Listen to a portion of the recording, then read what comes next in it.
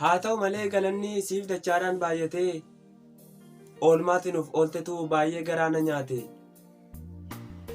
Gaarummaaf tola keetiin maddifannee gabbannee baay'ee makunuunfamne harka keetiin salphanne.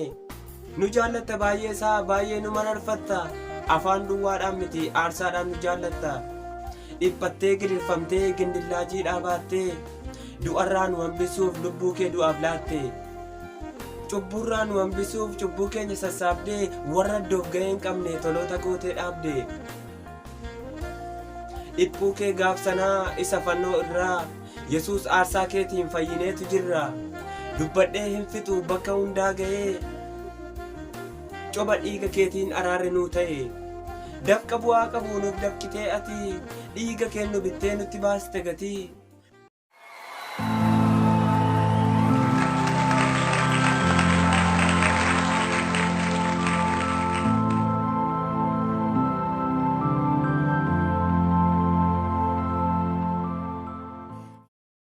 Maalummaa jaalalaa hojiidhaan mul'iftee qulqulluudha jechuun cubbamtuu fayyiftee.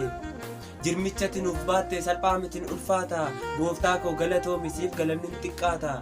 Hoolicha araaraa tola nu jaallattu dhiiga keen fayyine gatii nu gaafattu.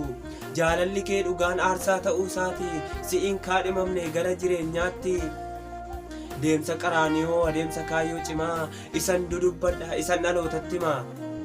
Osoo akka namaa waa'een kon laallatu eenyu akka keetti kan nama jaallatu. Marartoo jaalalaan ofitti nu qabdee qooda nuti cabuu bakka buutee cabde.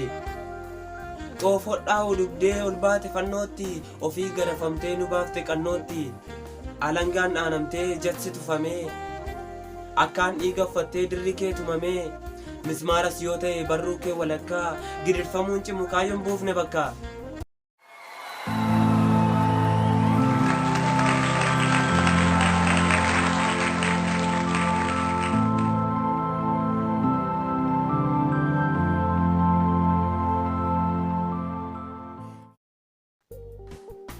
Eebootiin cinaacha kee gaafa waraanan sana bakka koo buute malee kan darbee du'u ana.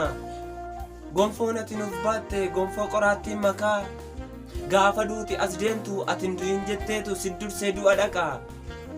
Gonfoon ati nuuf baatte gonfoo ulfinaa miti kan abbaan arge faarsu. Hundumtuu jala fiigee baay'ee masi jaallannaan ofitti qabee aansu. Gonfoo ulfinaa miti kan mataarra kaa'atu. Gonfoo dhiphinaan guutuu egereen du'a baatu. Kana hundaa danda'ee dhiphina hundaa baatee nagaaf araara fidee kaayyoo galmaan ga'ate.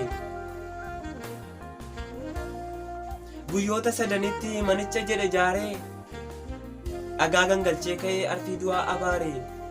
Duuti tasan dandeenye qaana'e faalluu gamee kana booda hin jiru furtuun harkaa fuudhame. Oolmaan kee nurra darbaa ulfaadhu Yesuus ati kan namni jarraa hin qabne itti baasteti gatii. Sumaan badiisa oollaa fannoo keetti baqannee gonfoo ati nuuf baatteen gonfoo jireenya arganne. Gooftaa si qabna nuti abbaa gara laafessaa daandiin si'iin adeeman gara jireenyaa geessaa.